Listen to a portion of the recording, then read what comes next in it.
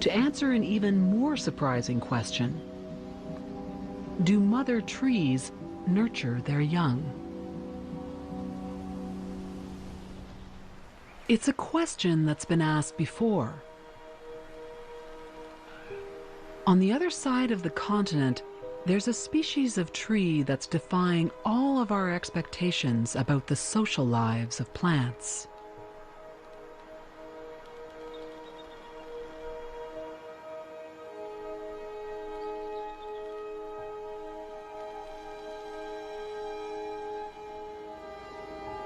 In the feature film Avatar, an ancient mother tree creates a magical network that sustains every living organism in the forest. Here, in the rainforests of British Columbia, scientist Suzanne Simard has been studying the real mother trees and the vast underground networks they create to nurture their own kind. When I saw the movie Avatar, I was sitting in the audience with my 3D glasses on, and there is the mother tree and the network growing out of the mother tree, and I just went, oh, they read my papers. Those papers focused on the magnificent Douglas fir, a tree that can live up to 1,000 years and grow to a staggering height of more than 300 feet. But like all trees, only part of its total mass can be seen above the ground. I feel when I'm walking through the forest that I'm gliding past an iceberg, because what I am seeing is just the tip of what's going on. What we see above ground is just such a small fraction of the body of the ecosystem. In a lot of ecosystems, over 2/3 of what you see is actually below ground. We're seeing 1/3 of the body of the forest. That mysterious underground world has preoccupied Simard for more than a decade. But while evolutionary theory told a story about competition, the trees themselves were telling her a different story. We think of them as these individuals that are just competing against each other. You know, I'm going to get this, and I'm going to get it, and you're not going to get it. And that's really led a lot of the thinking, and we've long ignored, you know, a lot of the other interactions other than competition.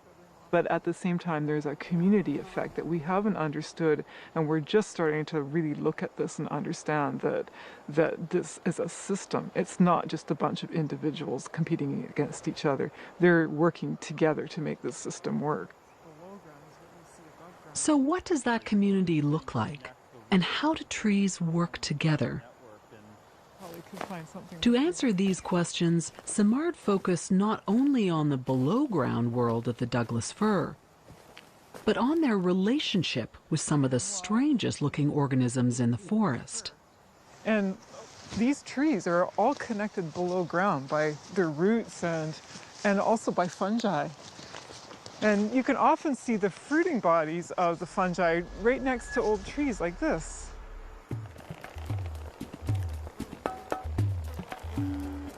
Neither plant nor animal, the fruiting bodies of fungi like this bloom in the spring and fall. Each of their gills is filled with tiny spores, the source of the next generation.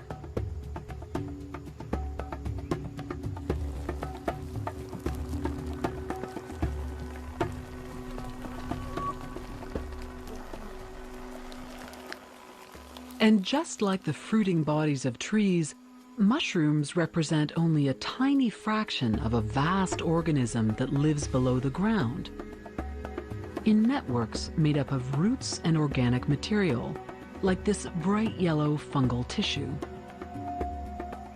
If we could see in that soil, we'd realize there's layer after layer of just networks and these are big organisms. Just like these trees are really, really big, so too are the mushrooms. They're just flat and they happen to be predominantly in the soil. When you're walking on the forest floor, you're walking on this massive amount of fungus material. And so anything that grows or germinates in the forest floor can't help but be colonized. In fact, the massive underground roots of fir trees are colonized by below-ground fungi because the fungi can't produce their own food. Instead, their vast underground networks tap into the roots of trees and other plants. The plants provide the fungi with carbon-based sugar, and the fungal network returns the favor, providing the trees with nutrients. Many plant species are dependent on fungi for their survival, and the Douglas fir is no exception. In turn, the underground fungi are equally dependent on the tree's carbon. It absolutely needs that carbon. It cannot live without the carbon from the tree. There's a signaling that goes on between the root and the fungus, and they say, hey, we can help each other out. And the reason the trees associate and do this for the fungi is that the fungi are so small, right? They can crawl into little soil spaces that roots can't grow. It costs a lot less in carbon to support the fungi than to build its own root system. And so it's a great trading system. It shuttles a lot of carbon to the fungi. The fungi then shuttle it between themselves from fungus to fungus, but also fungi can also connect the trees together. Simard has demonstrated that vast underground fungal networks link the Douglas firs together into a kind of resource-sharing community. We found that the big old Douglas fir are hubs for this massive network that is connecting pretty much all the trees in the forest. And the bigger the tree and the older the tree, the more roots that it's growing and the more mycorrhizal connections that it has. And what we found is that those connections are providing really a rearing ground for the new trees that are coming up. And experiments like this one demonstrate how that network operates.